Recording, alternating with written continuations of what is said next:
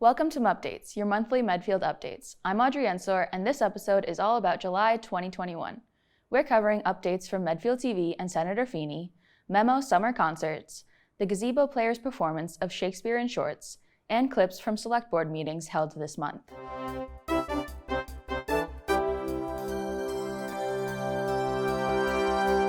First, we have a few Medfield TV updates from Executive Director Brett POIRIER.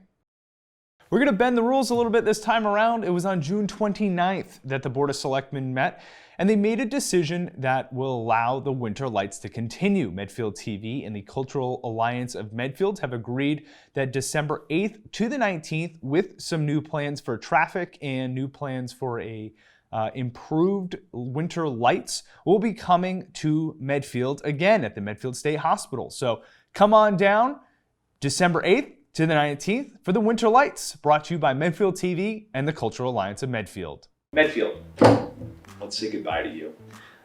First of all, I want to say that Medfield TV is in phenomenal hands, and I can tell you that if you're in a relationship with Medfield TV, through me, I reached out and we have been working together, that Medfield TV will continue that work. That is one of the things that I know is going to happen, and I think people have been worried because they enjoyed the things that I've been doing and the things that I've implemented, and those things, they may change. Those some of the specific things may change, but the adamant behavior of being involved in the community is something that I think Medfield TV has seen the benefits of and wants to grow and benefit from it. So Medfield TV is not going anywhere. We're gonna keep growing and keep developing, and that's something that I'm really excited about, especially watching from the distance and seeing how far you guys go from here. So I'm really excited about it.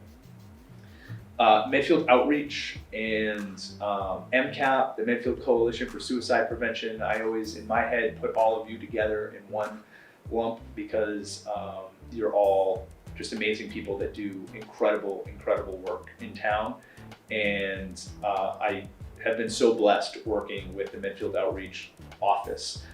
Mary, Kathy, and Chelsea have just been three awesome individuals. If you don't know who they are, they do amazing work behind the scenes with people in Medfield, and I have been seriously blessed and honored working with the three of them and being a part of those coalitions. I always tell people, I just had my last Coalition for Suicide Prevention meeting yesterday, and I tell people all the time, you know, they're like, what do you do at Medfield TV? Like, what is your job? And one of the things I always make sure I mention is my involvement in that group, because it's a strong group, it's a powerful group, and it's one that's doing amazing work. And it's one of the things that have brought me the most pride of the work that I've done here is that work with the suicide prevention group. So please keep doing what you're doing and keep up with that.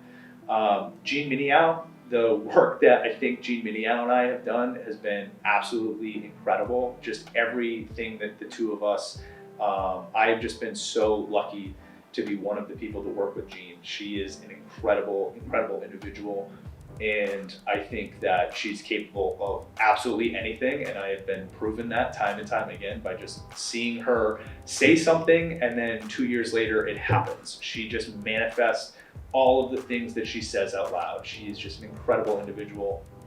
I can't wait to see the chapel be developed, and I will definitely be coming to shows at the chapel once Jean is finished with it. She's just an incredible individual. It's really just a powerful, awesome organization, CAM, is that Jean heads. So I know that that is going to be fabulous to watch.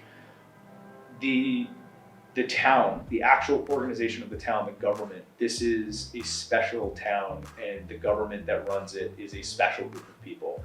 Christine Scherwaller is one of the best examples of a leader I have ever seen in my entire life. And if I have learned anything from her, it's that you can treat people with respect, and you can learn their personal lives, and you can be personable with them, and you can be professional with them. And she's an incredible example of what leaders can be and who leaders are. I just think that Christine, seeing her work and seeing what Medfield is because of her work, has been absolutely incredible. I'm lucky to have worked alongside her for 4.5 years. So she's just an amazing person. And I want to give a shout out to Evelyn Clark too. Evelyn, absolutely love working with you. You are one of my favorite people when I walk through the door to greet me ever is Evelyn. If you've ever gone to the town hall and you've gone to go see Christine, you see Evelyn first, and there is no one else in the world I would rather see than Evelyn walking through that door. She's absolutely amazing. I love going to see you. Nick, best of luck. You're kind of new to the game. I know that we've met a few times. I think that we've done a lot of work together at this point, getting these hybrid meetings going and everything. But good hands. You're sitting in the position that Christine was in before. Look at her now. So best of luck to you, Nick, going forward. And I know you have a young family, so good luck to the whole family. I absolutely love that. The rest of town, I mean, Georgia Kalivas, working with her through the Mike Sullivan documentary has been awesome. That was a really great experience. She's always fabulous. And so absolutely love working with Georgia, her whole team. That whole town hall is fabulous, filled with fabulous people. Then you have the rest of town government, like the police chief. Chief Garrett she's awesome. I mean, I've never been with someone who is intimidating and also just lovely to be around at the same time. It is weird to sit there and talk to her and realize that this is the chief of police and also someone that I think cares a lot about me and is asking me about my vacation and asking me about, I feel honored that I had that relationship with Chief Garrett. She is just an awesome person. Medfield's lucky to have her as their chief of police. So working with her on a few things that I did do, I think I caused more trouble for her than I did anything. I am sorry about Halloween, but I promise we fixed it. And so thank you so much for allowing me to do that stuff. Again, this selectman, I don't have to talk about it to Medfield, is just 3 individuals who do so much for this town. They volunteer. They are just incredible individuals. So thank you so much. If I have any advice for Medfield going forward, I will tell you this. You are a collective of individuals who are all chasing the same goal. You are doing the same thing. Each and every one of you is trying so hard to make this town something special. It is something special. It is a unique town, and it is something to be proud of. Stop talking to each other like you're fighting. You're not fighting. You're not arguing. You are working towards the same goal. And it is something that is so important to stop and recognize when you're out there and you're talking at town meeting or you're discussing things at selectmen meeting. It's not an argument, it's a discussion. And you have to start realizing that. You're a bunch of special individuals who are dedicating your time to a small town. You're people that could be sitting in front of your families. You could be watching TV. You could be scrolling TikTok in your underwear on your couch, which is something I love doing. But instead you choose to go in front of the selectmen and you decide that you're going to dedicate your hours and your time to making a town better for the betterment of the residents that are in it. And that is something special. That's something that each and every one of you do all the time. Stop arguing, stop fighting, start realizing that you all have the same goal in mind. You're just disagreeing on how to get there. And I think that that is going to make something so much better and so much special is when all of you realize that. But other than that, I have loved my time here at Medfield TV. I have absolutely loved Medfield. I will see you at Medfield Day. I will see you at the Holiday Stroll. I will see you at Winter Lights. And I will definitely be here for Halloween as well through the studio. But I've loved my time here at Medfield. So thank you so much for everything. Up next, we have Senator Paul Feeney with updates for our community. Hi, so this is State Senator Paul Feeney, proud to represent the community of Medfield as part of 9 cities and towns in the Bristol and Norfolk State Senate District. We've actually had a really busy spring and early summer, obviously following last year where we had to deal with the pandemic and triaging really the most kind of emergent issues, dealing with public health and of course an economy that really sputtered last spring. We dealt with a lot of those issues last year with the hopes that this year we would return to some sort of normalcy in the state legislature. And it seems we're getting there. But what that left was, an enormous amount of legislation that we had to deal with this year to really start to kind of build back and to figure out all these systemic issues that existed prior to the pandemic but really, were shown to be systemic issues that affected public health in communities throughout the Commonwealth. And now taking a look at our economy and figuring out, okay, what were we doing right? What were we not doing right? And how do we reinvest to make sure that working people can continue to survive and thrive in our communities, that small business owners can continue to, do what they do. They really are the backbone of many of our communities, and to figure out what the future of work is in the Commonwealth. So, we've been dealing with that now since the beginning of the session started in early January. And really, we've had a busy budget season. This is the time of year where both the House and the Senate are working in collaboration with the governor to figure out our next fiscal year's budget. And I always say that a budget is really a statement of our values. It's where we invest, vital and taxpayer resources and try and figure out, what programs and services will best serve our communities and the people that live in our district. So we got through that. Happy to report that we passed a balanced $47 billion-ish budget recently. It went to the governor's desk, and other than dealing with some of the governor's vetoes, we're well on the way towards, cutting those checks and making sure that we're appropriating those dollars throughout the communities, throughout the Commonwealth, and to the most vulnerable among us. The budget is complicated, it's nuanced, and again, it really is a statement of our values.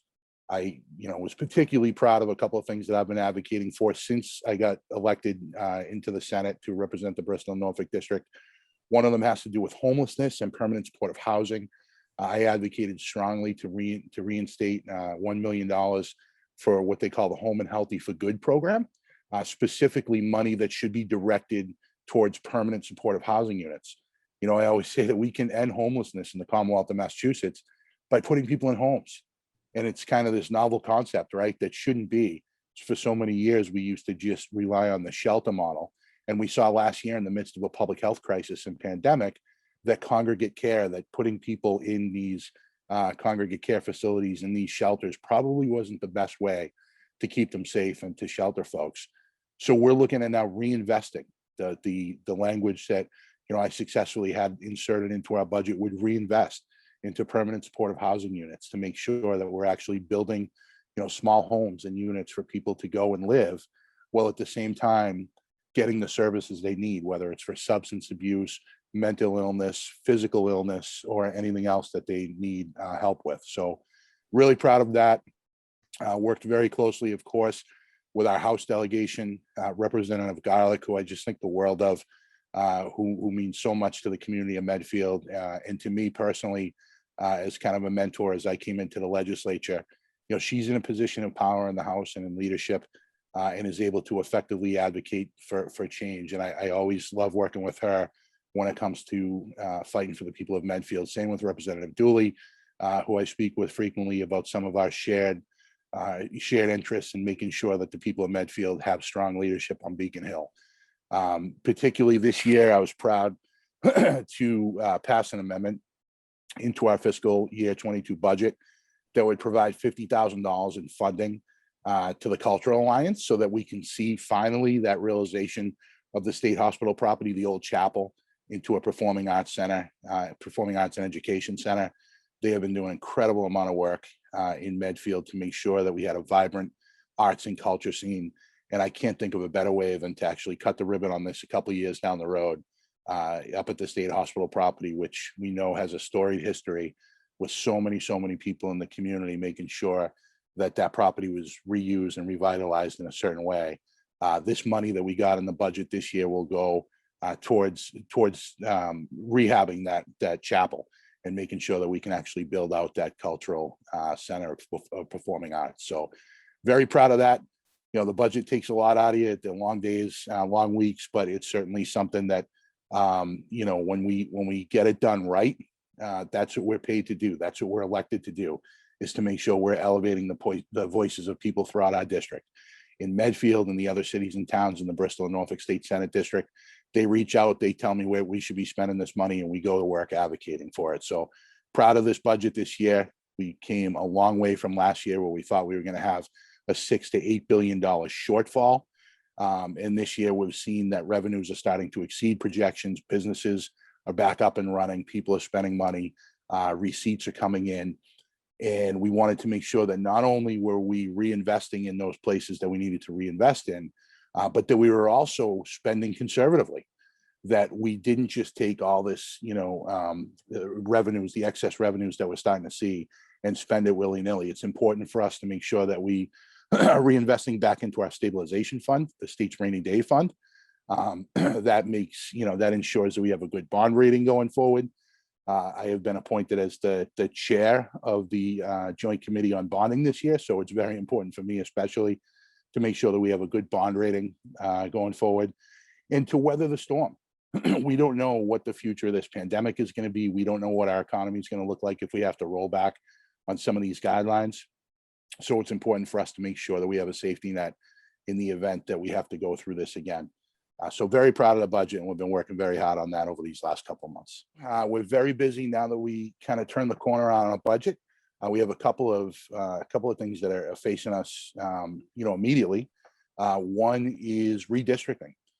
People, I don't think, realize once every 10 years, once the census is complete, those numbers have to be used to redistrict, meaning we have to redraw the lines on 40 state senate districts, on 160 state representative districts, on the congressional districts, on the governor's council districts. When I talk to people about redistricting, sometimes their eyes glaze over. It's not really an interesting, subject to talk about, but it is vitally important. When we look at the community of Medfield, which has 2 representatives and 1 senator, we have 1 congressman, Congressman Auchincloss, who has been working very, very hard to advocate for the needs of the community. We are faced with now, in the next couple of months, getting census numbers from the federal government, and may have to actually look at, the way the lines are drawn. That's from each precinct. So like I said, each House district and each Senate district. So we're meeting regularly with the chairs of the redistricting committee. They have undergone a public process. We want to make sure that, people are able to weigh in on communities of interest. And I always say, and I've said it since before I got elected, that anytime you redistrict, it has to be absolutely void of politics. It is a sacrosanct process to make sure that people have a voice in local, state, and federal government. That means drawing lines that make sense, not based on who's in the district, not based on who represents them currently, but based on the needs of those communities, making sure that the community of Medfield and the surrounding communities within our region actually have a strong voice on Beacon Hill. That's why we must ensure that the public can participate in the redistricting process. I have ultimate faith in our chairs. Senator Brownsberger is the Senate chair, Senator Mike Moran is the House chair, and they are making sure to go out and actually meet in communities. They're holding public Zoom meetings. They're allowing all sorts of stakeholders to weigh in to make sure that we have a diversity of opinion, a diversity of districts, and that ultimately the work product that comes out of the redistricting committee is something that we can be proud on voting for this fall. But the thing that people in Medfield should pay attention to is this all has to be done by October, by early November, actually. We have to get it done at least a year out constitutionally, a year out from our next elections, which will be in 2022. So again, not something that we always talk about. It only happens once every 10 years. It's not something a lot of people have on their radar screen, but it is vitally important when we talk about protecting democracy and making sure that we get the process right so that people have a voice in their government. The community of Medfield is not immune to what we've gone through over the last year. It has been a very challenging and difficult year as we work through a pandemic and a public health crisis. I know that divisiveness can be at an all-time high when we talk about things like masks and we talk about vaccinations. What we need to remember, though, is when we come together, we work best. We're all going through this together. Matter of fact, right now, I've turned an upstairs spare room into a little bit of an office. Of course, I don't have air conditioning in, and it's a hot day that I'm recording this, but we've all gone through this, right? We've all tried to figure out how the kids can do hybrid schools, hybrid education. We've tried to figure out how to work from home. We've tried to figure out how to safely get into Boston or into other communities, down to Providence if you work outside of the town that you reside in, and transportation just isn't available. We've all gone through a pretty challenging year. And I always want to remind people that when we work together, there is nothing we cannot accomplish. And sometimes we need to put the divisiveness aside. We need to come together around shared values and common interests. And when we do that, we flourish. We're seeing that. I'm blessed to represent the town of Medfield in the state Senate. And I will tell you that I certainly have my values and my ideals that I will never compromise on. But at the end of the day, I'm also elected to make sure that I am putting Medfield in the best position to succeed. Our residents, our families, our small businesses, our locally elected officials. My job is to make sure that I'm working closely with our delegation in a bipartisan way, my colleagues in a bipartisan way, to ensure that Medfield is getting what it deserves and its fair share. I'm proud of the work that we've been able to do, but I can only do that because the people of Medfield actually empower me to do that.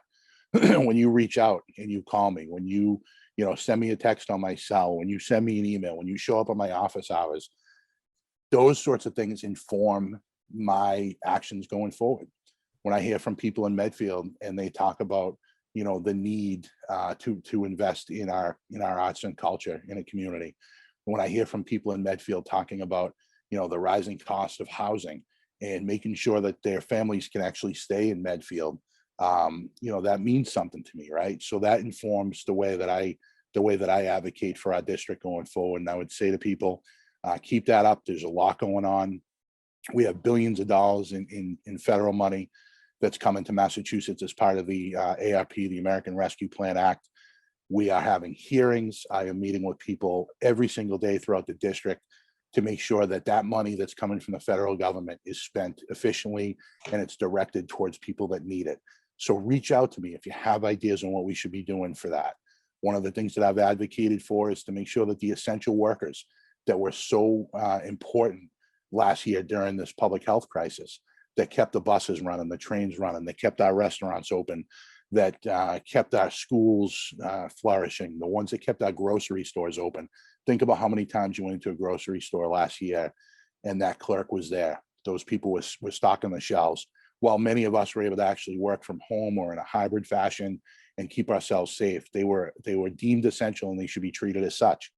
I think it's important we should take some of those ARP monies that are coming from the federal government and direct them towards hazard pay and premium pay for the people that work so hard, the nurses, the firefighters, the police officers, the folks that work so hard on behalf of all of us in our community so we could stay safe. So it's going to be a very busy couple of months coming up in the state legislature. I would hope that everybody would stay tuned and stay in touch. You can easily reach me in my office at 617-722-1222 or send me an email at paul.feeney, that's FEENEY @masenate.gov. I hold regular office hours each month and I look forward to getting back out in the community in person. We've been doing them by Zoom, but getting back out in the community in person like we frequently did and held office hours at the Medfield Public Library. Please reach out to us if there's anything I can do. Stay tuned and really just as we get through this pandemic, we just again urge everybody, put divisiveness aside and come together for the benefit of our community.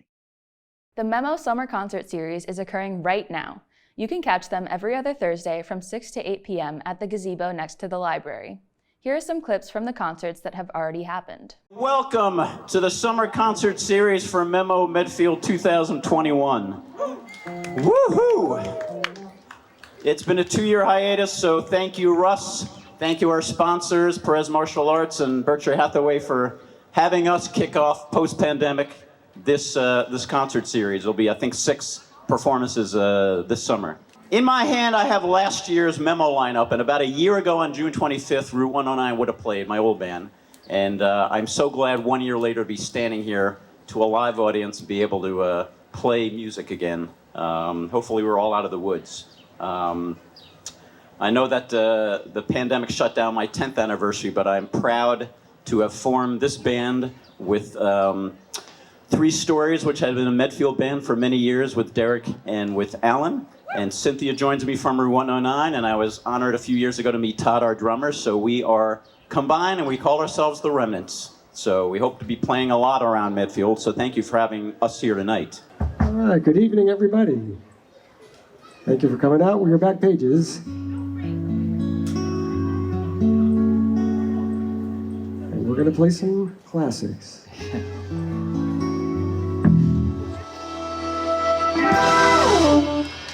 Thank you very much. Thank you very much. Thank you very much, everybody. Drive home safely. Thank you for coming out. We will see you again hopefully next year. Thank you. Visit medfieldmemo.org for more information on their summer concert series. Medfield TV will be filming each concert for you to enjoy if you miss them in person. You can view them on medfield.tv/watch or on our YouTube channel, Medfield TV. Another summer event that occurred in July was Shakespeare in Shorts, presented by the Gazebo Players. Those performances happened July 24th and 25th at Medfield State Hospital, and July 31st and August 1st at Bird Park in Walpole. Here are a few highlights. Good afternoon and welcome to Shakespeare in Shorts. Oh, resist me not, my piece de resistance. I am no peace for thee. Oh, and without thee I have no peace. I seethe, I boil, I beg for love of thee. What cook would roast me up a dish so foul? What, I, a fowl? You call me a goose? A turkey, rather. Better yet, a duck. I am thy feast, a table spread for thee. More like a one-legged milking stool. If it please the eye of one, it is with me as the very true sonnet is. Please one, and please all. Why, how dost thou, man? What is the matter with thee? Not black in my mind, but yellow in my legs. It did come to his hands, and command shall be executed. I think we do know the sweet Roman hand. Wilt thou go to bed, Malvolio? To bed? Aye, sweetheart, and I'll come to thee. God comfort thee! Why dost thou smile so and kiss thy hand so oft? Now, mother, what's the matter? Hamlet, you have offended your father. Mother, you have offended my father. Come on now, that's a silly answer. Go now, you asked a silly question. Now, Hamlet. What's the matter now? Have you forgotten who I am? No, of course not. You are the queen, your husband's brother's wife, and even though I wish it were not true, you are my mother. I won't stand for this. I'll send for Claudius to speak to you. Sit down and do not budge.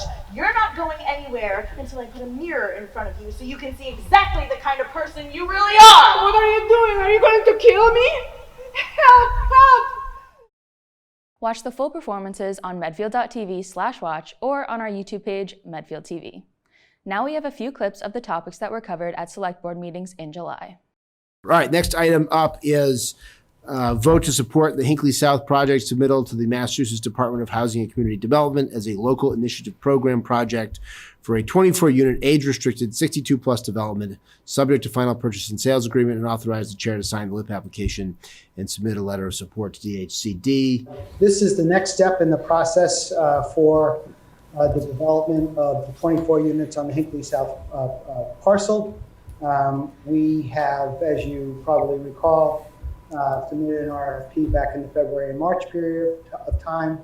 Were selected as the recommended applicant by the Affordable Housing Trust. Thereafter, there was some changes suggested to the footprint of the parcel that were adopted by town meeting. Thereafter, we again met with the neighbors, and we also met with the AHT. Did you get the AHT support, which I think there's a memo in your packet from them concerning it.